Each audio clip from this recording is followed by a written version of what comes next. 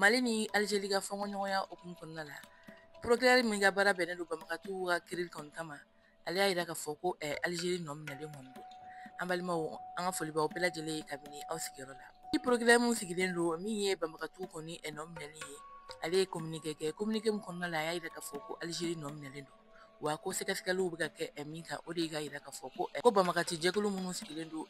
banbagati wale kama an ka jamana kɔnɔ ani minnu bɛ marifajugu ani mugujugu kɔni san ko olu kɔni ka koɲa kunna sɛgɛsɛgɛli bɛ ka kɛ o hukumu kɔnɔna la ka kan ni min ye marisi kalo tile 31 ka taa bila avril kalo tile fɔlɔ la mali finitigilakaw ye communiqué kɛ communiqué min kɔnɔna la u y'a yira k'a fɔ ko min ye mali pankuru dɔ ye ko ale kɔni najiginna kidali kɔni mara kɔnɔna ayiwa a yirala k'a fɔ ko ma kofɔli minnu ye o lajigi k'o ye Algérie kɔni finitigilakaw ye wa ko u ye nin pankuru in lajigi ale jiginna mali le kɔni territoire sanfɛla la ayiwa min ye nin pankuru yɛrɛ ye ko ale ni matriculé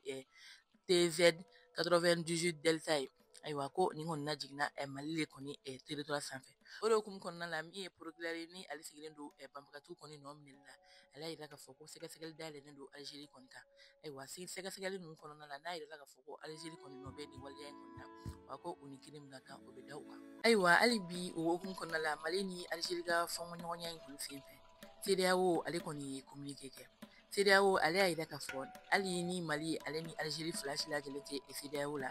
nka ko olu kɔni ka baara ye farafinna jamana kɔnɔ ni fɔɲɔgɔnya bɛ jamana fila ni ɲɔgɔn cɛ olu bɛ bɔ ka kuma k'a yira k'a fɔ nin fɔɲɔgɔnya in kan ka fɛ ka latɛmɛ cogoya min na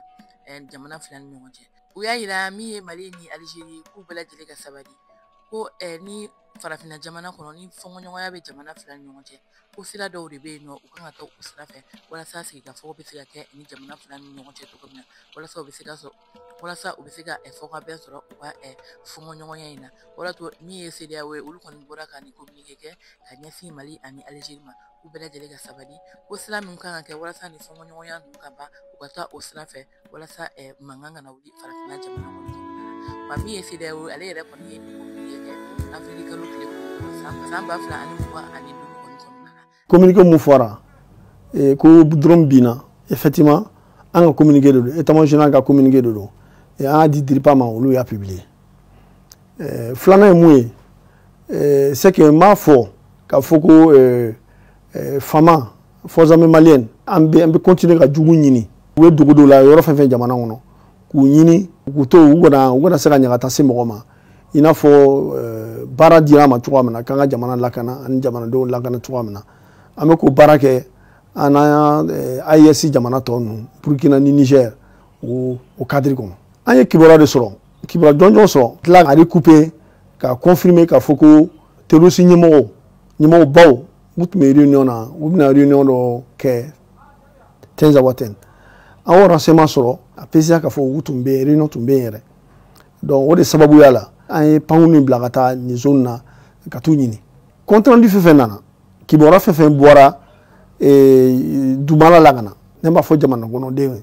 k'a fɔ pankuru in a tun bɛ ka baara kɛ mali espace aérien kɔnɔ i n'a fɔ kɔrɔlen an b'a kɛ cogoya min na n'an bɛ opérer sanfɛ mali dan bɛ mali frontière limite kɔnɔ an bɛ opérer o kɔnɔ o misaliya ye mun ye aéronef yɛrɛ binna yɔrɔ mun na a binna yɔrɔ mun na an taara an y'a coordonné ta a coordonné taara yɔrɔ mun na a binna mali territoire de kan o b'a yira k'a fɔ ko aéronef tun bɛ a tun bɛ panna mali jamana espace aérien de kɔnɔ n b'a ɲini mɔgɔ fɛ mɔgɔw ka pour le moment enquête bɛ sen na an b'a ɲini k'a dɔn mun kɛra yɛrɛ donc pour le moment an b'a ɲini mɔgɔ kana bin conclusion na rapidement